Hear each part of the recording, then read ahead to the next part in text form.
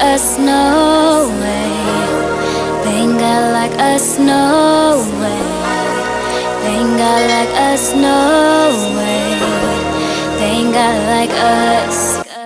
Hey Surgery Baes, and welcome back to my channel. I told you guys I had a surgery blitz coming up for you for the month of February and March. So we're going to be doing strictly surgery content over the course of the next couple of months. So make sure you guys hit the subscribe button and a notification bell so I can get all the information that you may be looking for out to you, because we're covering all things surgery on this channel, minus a couple of try-on hauls. But other than that, all surgery content. I upload 3 days a week. So today we're doing my questions and answers video, and let's jump right in. Before I start, I just want to thank all the subscribers for coming to my channel and subscribing to my channel. I appreciate you guys so much.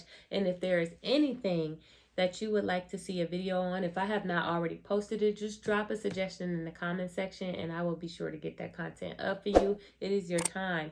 Over the next 8 weeks, you got me. So if you want to see or you have any questions and I could do these videos for you, I'm going to get them done. So just stay with me and let's get into this video. So I'm gonna start with the most basic question I have on the list, and it's going to be, who was your doctor? So my doctor was Dr. Giudicelli Saba, spelled Giudicelli, Saba, S-A-B-A, and he is stationed at Cesip Surgery Center in the Dominican Republic. He does have an Instagram, and he specializes in tummy tucks, by the way. Next question is, what did you get? I got a BBL, back lipo, muscle repair, and a tummy tuck. Did it hurt? Yes, it hurt, but it did not feel like I got hit by a truck like everybody else is saying, or a bus or anything like that. I was fine. I was helping the other surgery girls out that had their surgery a day before me. Like, I was literally getting their food trays and taking it back to the area where the kitchen was and getting back in bed. And they was like, dang, she just jumping up in bed like nothing happened to her. But I have a very high pain tolerance, so the surgery didn't hurt. I just didn't like the burning and the itching that came from the surgery. How much did it cost you? I will tell you that my surgeon charged me $6,300 for my procedure.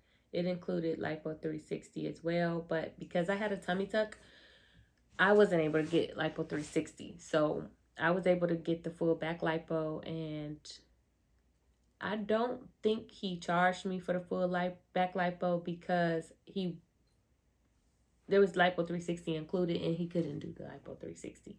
So I'm going to make a separate video on the actual cost of the whole entire process as a whole, and we'll come up with what I ended up coming out of pocket for everything. Why did you go to the DR? So I went to the DR because of a couple of factors. The first factor was I was just not okay with the way that the surgery centers in the United States ship you out of the door right off the table. So 45 minutes to an hour after surgery, they're shipping you out the door for you to be in the care of a loved one or whomever was going to take care of you. And even though I thought that was my only option, and I just felt like that's what I got to do to get my BBL. But then I found out that that wasn't the only option, because the DR actually keep you overnight, and they monitor your heart, your blood pressure, your breathing, your blood levels. They monitor everything for 24 hours after your surgery minimum. Some people may have to be monitored for 48 hours before they release them, but they do keep you and they monitor you to make sure everything is right. So that was one of my deciding factors. The other deciding factor was actually the doctors. So I started looking into the doctors, and I noticed that they were all goats. It was so many hit or misses there for the tummy tuck, which was most important to me. I was looking for somebody to give me a straight tummy tuck scar line. And here in the US, they give you a W-shaped scar. Most doctors do. It's the way they were taught to in their practice for whatever reason. It's kind of like a slight W, and it causes dog ears. And I was trying my best to find somebody who wasn't going to have me shaped like a refrigerator. So I looked into the DR, and they do straight lines cut straight across. Like when you sit down, it's in that crease. You can't see anything. And I was like, wow. And most of the doctors were a hit, not a miss. My doctor was a hit all the way across the board. His Instagram page was full of perfect scars, and I got one, y'all. He did me right. So that's why I chose, the two reasons why I chose to go to the DR.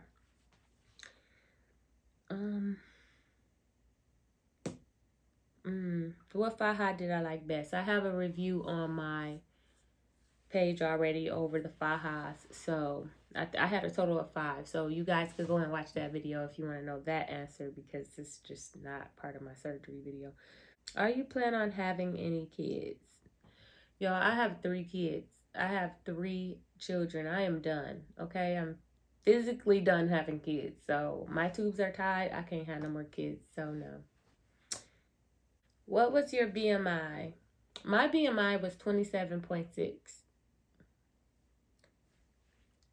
How many scars do I have? I have, of course, a surgery scar from hip to hip.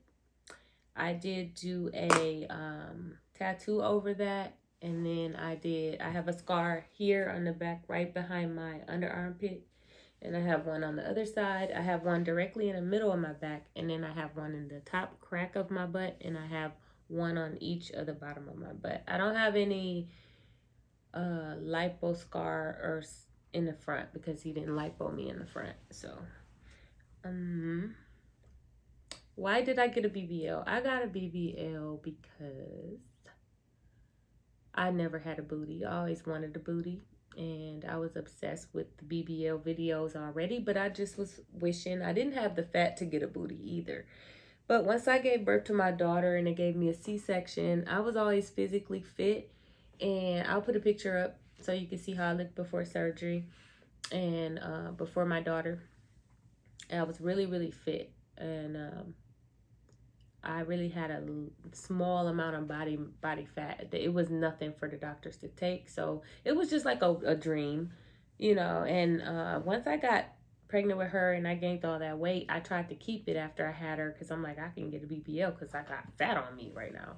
So, but what really sparked me into just going and doing it was the fact that I had a C-section with her, and it cut open my abdominal wall down there. And I believe my muscles was already separated, but it damaged my muscles when they cut into those muscles. And I knew that I was never going to have control over the lower part of my stomach. And no matter how much working out I did, that was going to be like some dead, loose skin. And I just didn't want to live with it. So I decided I needed to get my muscle repair, which was the most important thing. It wasn't really necessarily the BBL. I was looking to get my muscle repair. And with that, why the hell? A BBL is free if they're going to do these procedures in the DR. So it's like, why not? And I was like, no, if I got fat on me, they're going to put it in my booty, period. Like, I didn't have no booty whatsoever. So I always wanted one. It was just the perfect timing for me to get the surgery. Did I have any complications? I did not have any complications at all. And as a matter of fact, I don't mean to be tooting no horns or nothing, but my doctor has no known infections and no deaths. And that was not by design, because I know a lot of people be freaked out about, oh, this doctor has a death, this doctor has a death.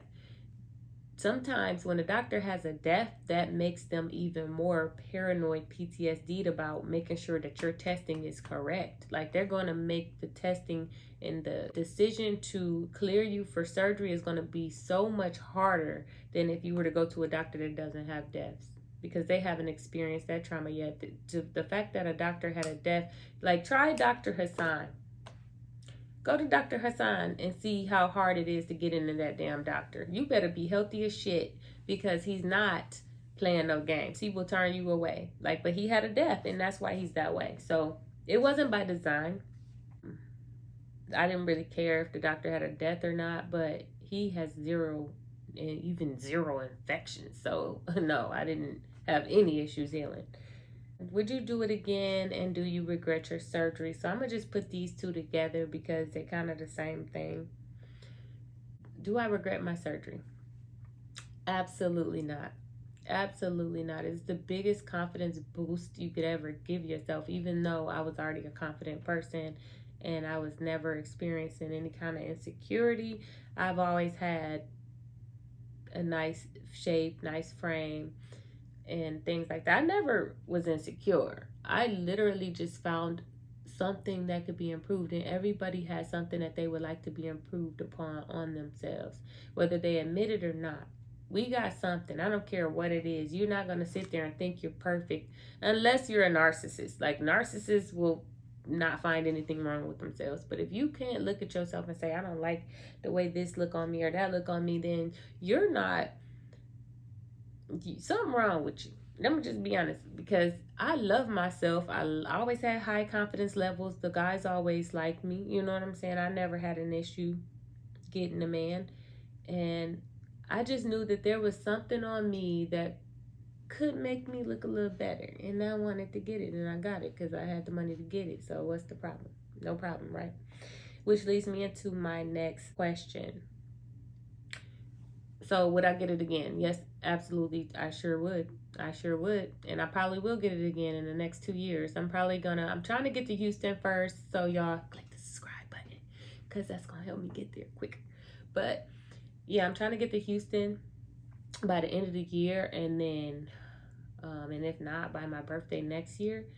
And after that, I'm going to start looking into getting a round two, because I really want a round two. I want my waist snatched. It's not snatched because they didn't lipo my front, you know. And another reason why I wanted to get a round two too is because where they lipo you, you won't gain weight there. You'll gain weight everywhere else. So when I get old and I'm too tired to do all this working out that I've been doing, I don't want my butt, when I gain weight, my butt to get big and my belly to get big and then not be built like, you know. I want to gain the weight and it goes somewhere other than my damn stomach. So the fact that my stomach can still get fat and gain weight, which it did because I just gained 30 pounds, but I'm in the middle of losing it. Yeah. No, we don't want the weight on the stomach. So I want to get rid of that option. And so I'm going to go for a round two, even if it's just liposuction. Do I have haters? I did not have any haters. None. And if they did hate, they hated silently. I didn't have anybody that didn't want me to get the surgery. Everybody was pretty much supportive because my butt was just that small. They were supportive. They didn't find, no, you shouldn't do that, and you look fine the way you are. No one said that. I promise you. They knew, and they was like, all right, girl, you go ahead and do that. Like, yeah, that's what I got. How did I pay for my surgery? This is the last question. How did I pay for my surgery? I paid for my surgery for the most part with my income tax return. So when I got my income tax return, I made sure I had already paid, and I was making a good amount of money too, as a foreman. And so I was making almost $100,000 a year. So I had like $3,600 paychecks coming to me every 2 weeks. So I put the deposit down with that, and then when I got my income tax return, I went ahead and I took that money and I said, this is my surgery money. And then I kept adding a little bit to it here and there.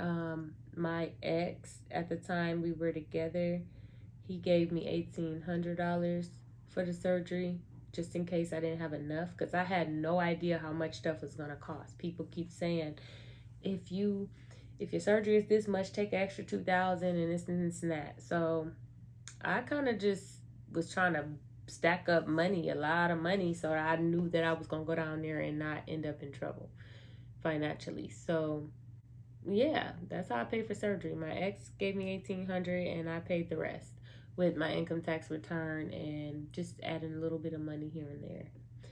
But I'm going to stay tuned for that video, you guys. I'm going to be doing a video on how much everything costed, what I had to spend, how much I tipped people, everything. I want you to know every dime that I came out of pocket. I'm going to be doing that video next week, so stay tuned for that. And that is the end of this video. Guys, of course, we would love to know how we're doing, so it's okay to critique us and let us know if the video was helpful, if the video was pleasant, or what could I do better. I love constructive criticism, and we are a surgery community, and we're here together. We're doing this together, so you guys can critique me and let me know what I should do better, how I could make this more beneficial for you guys, and yeah, keep me talking. I'll see y'all in the next one. Bye. Thank God like us, no way. Thank God like us, no way. Thank God like us.